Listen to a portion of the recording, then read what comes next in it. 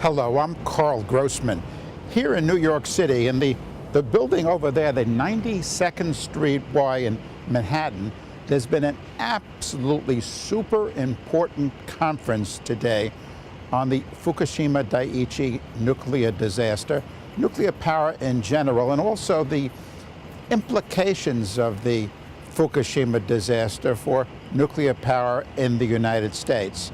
The panelists, articulate, couldn't be more articulate, included the former Prime Minister, Naoto Kan of Japan, who was the Prime Minister during the beginnings, it's still going on, the beginnings of the Fukushima disaster. Gregory Jaczko, who was the chairman of the U.S. Nuclear Regulatory Commission at the time. Peter Bradford, who was a member of the NRC, the U.S. Nuclear Regulatory Commission. Arnie Gunderson, a nuclear engineer and an executive of a major company in the nuclear industry who has now become a major critic of nuclear power, and Ralph Nader, the legendary consumer activist. Peter Bradford, who was a member of the NRC, the U.S. Nuclear Regulatory Commission, here at the 92nd Street Y today. Listen. And our next speaker is Peter A. Bradford, former member of the Nuclear Regulatory Commission and former chair of the Maine and New York Utility Regulatory Commissions. Peter served on the NRC during the 3 Mile Island nuclear accident. He currently teaches energy policy and law at the Vermont Law School and has taught at Yale School of Forestry and Environmental Studies. Mr. Bradford has written extensively on the failure of the nuclear renaissance and the reasons that nuclear power is not a magic bullet answer to climate change. Please welcome Peter Bradford.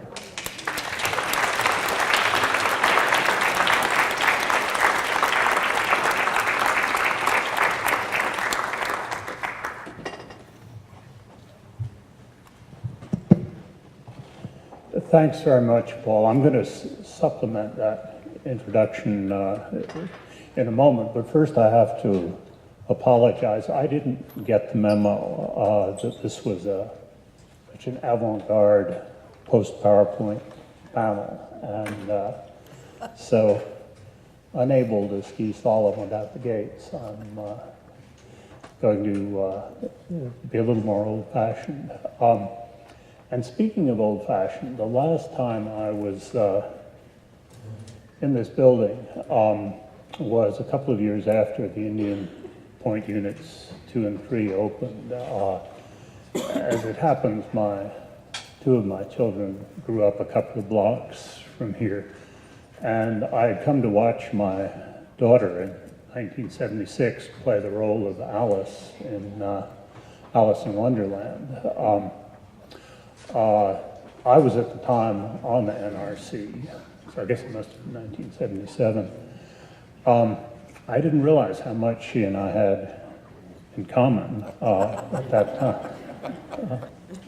The first PowerPoint is intended just to tell you where we're going. There are 3 points that I'm going to make, and the rest of the presentation is the facts and the reasoning. But the conclusions that I would like to leave you with is that there's some unfinished business with regard to assessing shortcomings in U.S. nuclear regulation as a result of, that were shown by the accident at Fukushima. And there's really nothing underway that would suggest that that underlying shortcomings are going to be remedied. Second, you may remember that about a decade ago there began to be a lot of talk about something called a nuclear renaissance in the U.S., and as we'll see, that's fallen pretty well on its face. And no one's doing a root cause analysis of why we went through the nuclear renaissance bubble and what we ought to learn from that experience either.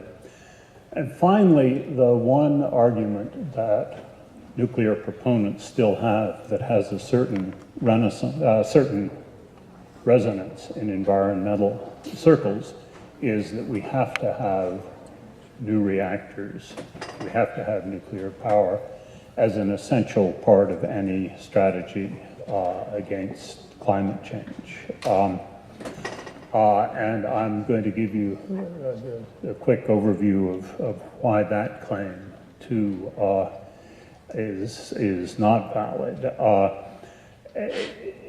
It has some force with regard to the fleet of existing reactors. Shutting them all at once would be a good deal more chaotic than a planned and gradual phase out. And in fact, that was the conclusion of the National Academy panel on alternatives to Indian Point that was done 7 or so years ago. Next slide, please.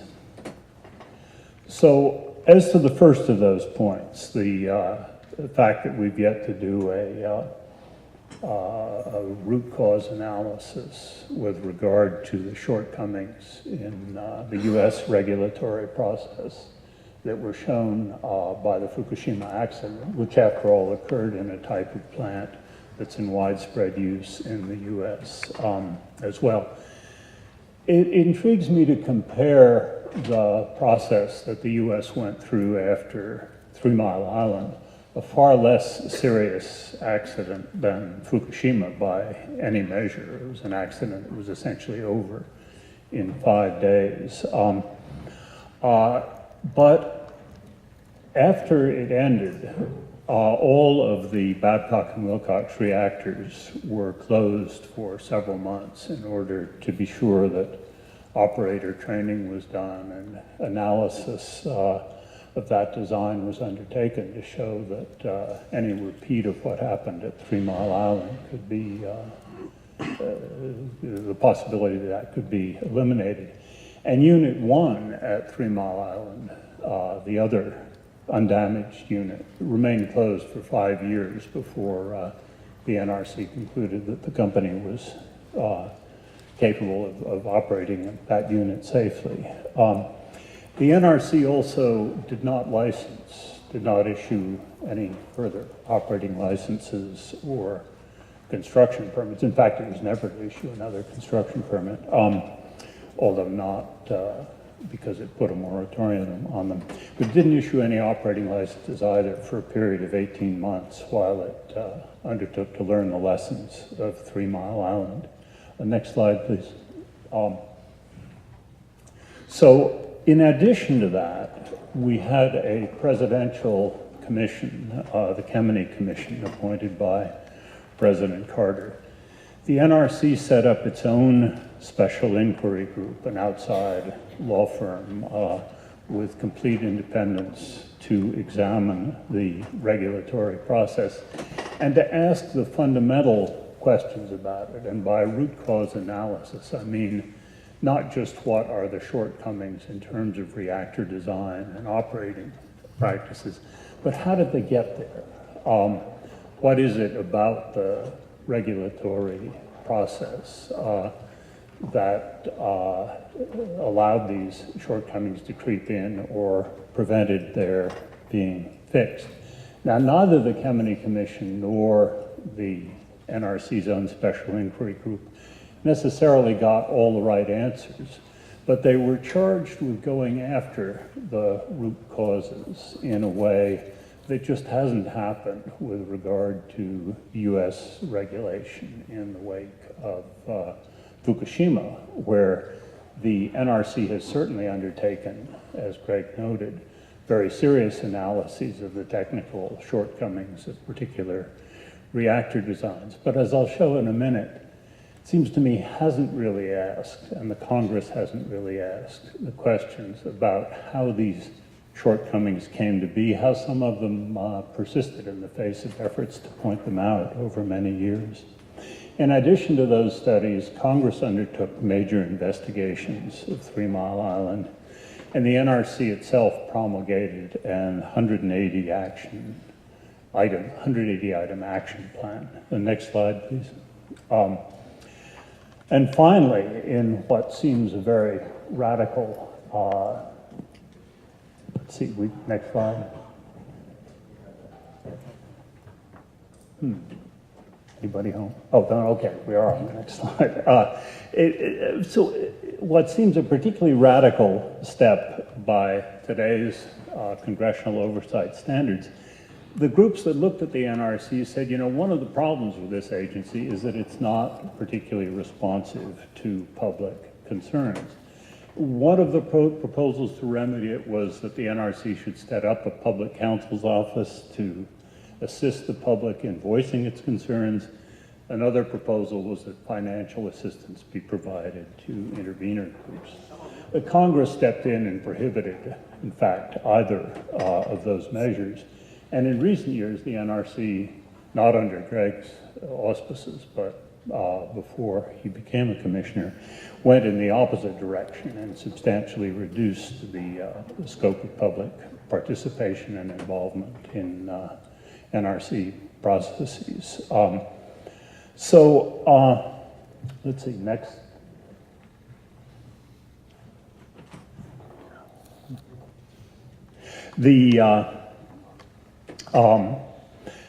So it's not that the NRC hasn't taken a hard look at the technical shortcomings, but when you look at some of the types of issues that outside groups have raised, like the Seven Scientists paper on spent fuel storage and spent fuel management, an issue that was strongly implicated in the Fukushima accident as well, what you find is that the Commission, in fact, refused to consider that petition, and in fact even undertook to delay the release of the National Academy of Sciences review of its spent fuel management practices.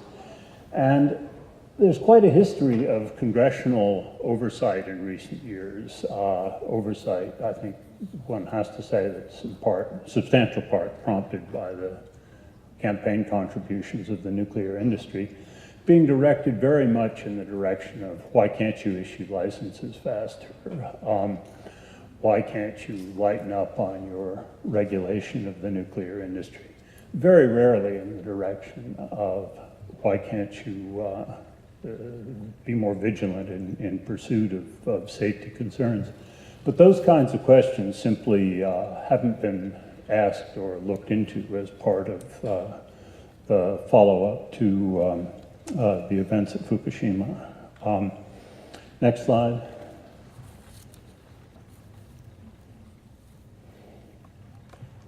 Okay. Next slide. You got it. Okay. Gonna get whiplash. One more fact about 3 Mile Island, and I just want to make this point in the context of transitioning from accident investigations more into the economic circumstances of the industry. The industry in recent years has tended to say that the reason the first burst of nuclear construction in the US came to a halt was because of the accident at 3 Mile Island, because of overreaction by the Nuclear Regulatory Commission, because of environmental interveners making too much of a fuss and raising the costs of nuclear power too high. But the fact is that the nuclear industry was in serious trouble before the accident at 3 Mile Island. There had already been a substantial number of plant cancellations, cost overruns. And the real issues were the rising costs of reactors, the fact that electricity demand had begun to decline in the late 70s. Even then, there were cheaper alternatives. And in particular, in the late 70s, we had the emergence of competitive power procurement in the US. Once competitive power procurement processes came into play, new nuclear reactors never even bid. Now, this theme of attributing the failure of a hoped-for nuclear boom to a particular accident is one we're going to see again in the context of Fukushima. So it's an important one to understand. Next slide, please.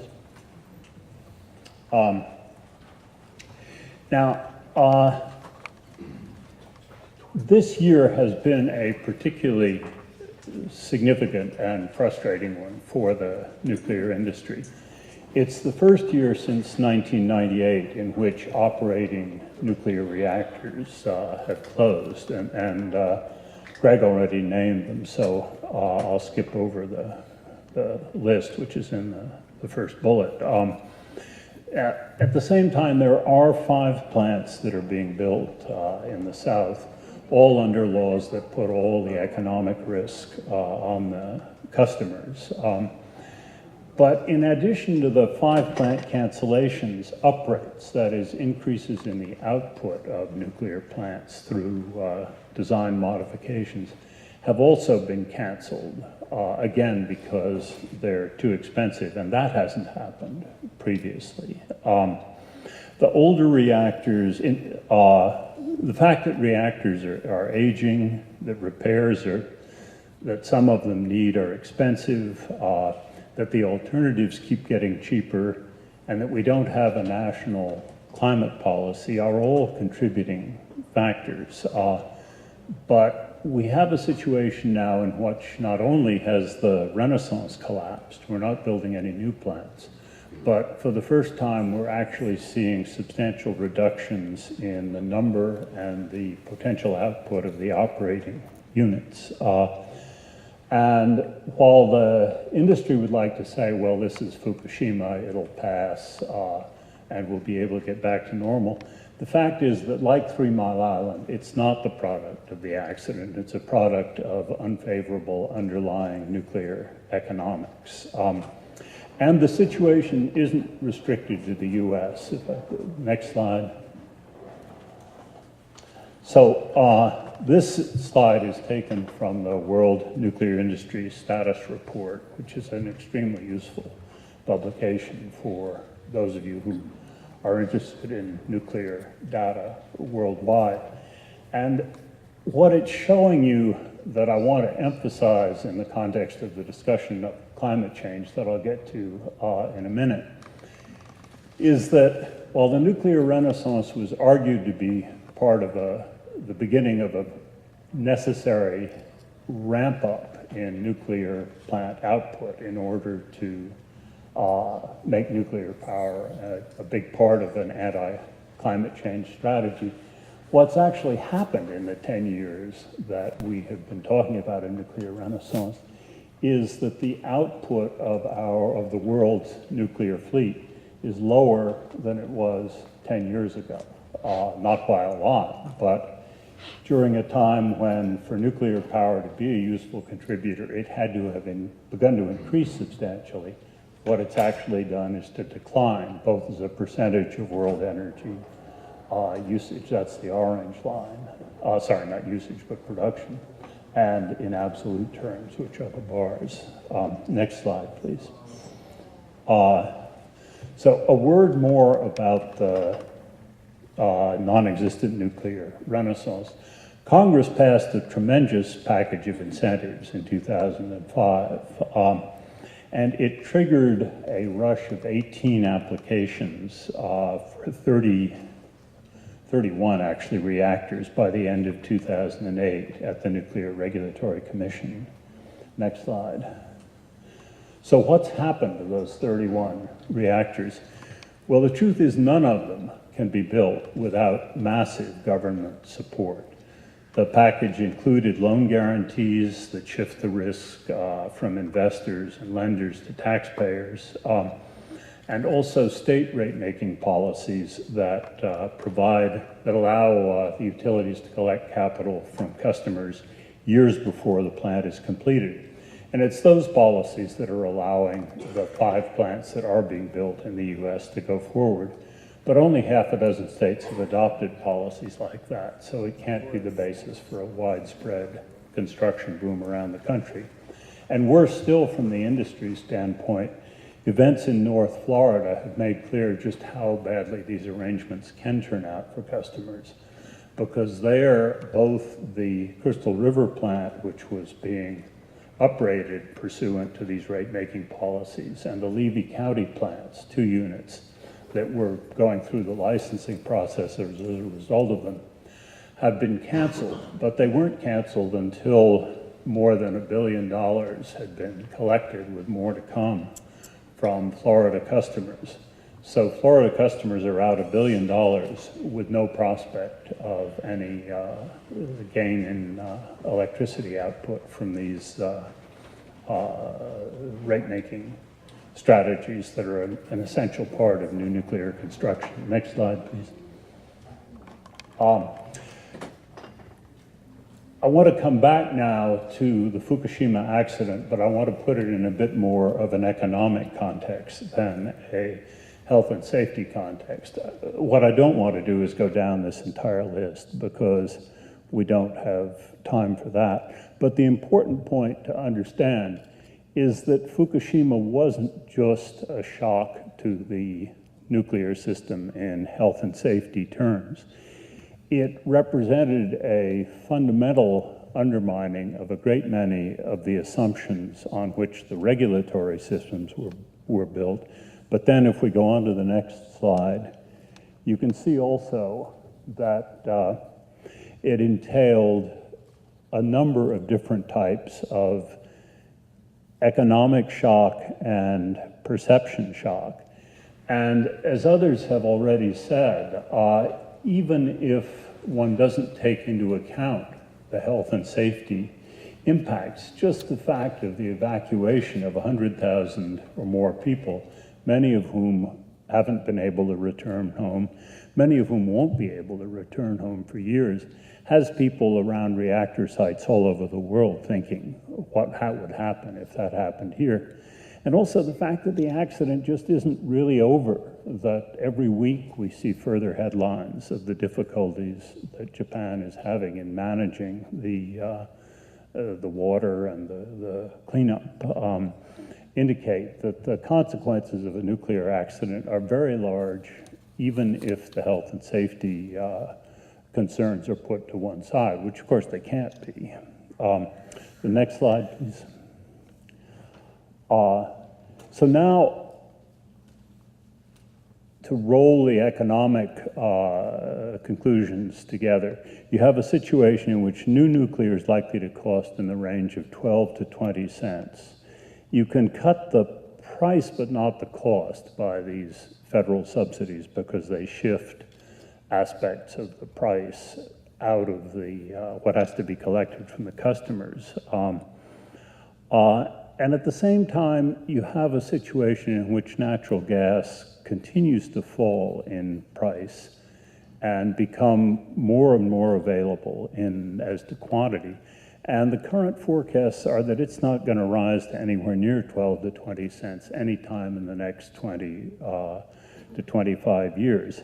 Energy efficiency is available in large amounts. Renewables are falling in price. New nuclear hasn't continued to rise, but it isn't falling either. Next slide, please.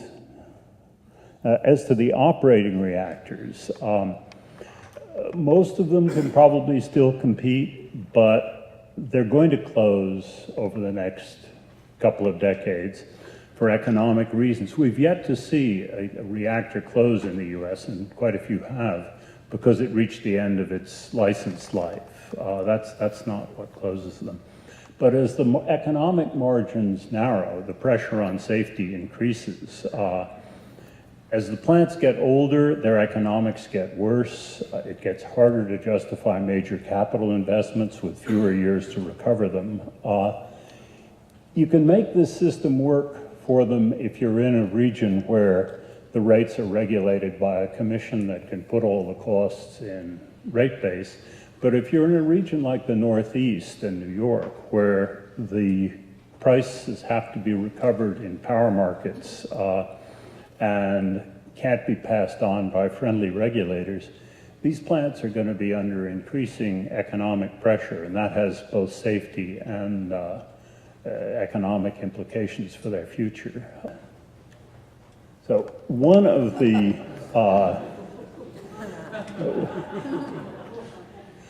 and this is actually my last slide. So the argument one hears often is, well, The strategy we have to pursue is all of the above. The problem of climate change is so urgent that we just have to throw everything at it. Well, think about that. That's not how we solve problems. We don't, for example, go after world hunger by placing a big bet on caviar. And there's a fundamental logical economic reason for that, which is that if you bet on your most expensive options, you're not going to be able to buy enough of what it is that you need. And that's the reason why it seems to me that a heavy bet on new nuclear, that in particular the environmental communities, those in the environmental community who are tempted by the prospect that nuclear power is low carbon, are barking up a wrong tree and need to reevaluate how they think about choosing among the low carbon options that are available to us.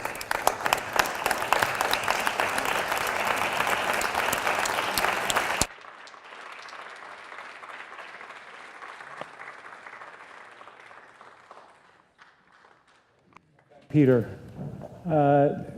we've heard a lot about lessons learned. We've also heard a lot about the myths of nuclear power. There is a very important myth about nuclear power that applies to our situation here, and that is the myth that the relicensing of Indian Point is a foregone conclusion. That could not be farther from the truth, fortunately. William Dean, who is the regional administrator of the Nuclear Regulatory Commission, has been asked repeatedly, is there anything that could stop relicensing of the Indian Point plant? And he said, well, New York State must issue two separate certificates, one about coastal policies and another about water quality certification. And should New York decline to issue either of those two certificates, the Nuclear Regulatory Commission cannot legally relicense Indian Point. I know these were speeches, presentations, but what speeches, what presentations on the most important of issues, the lethal dangers of nuclear power. Thank you for watching.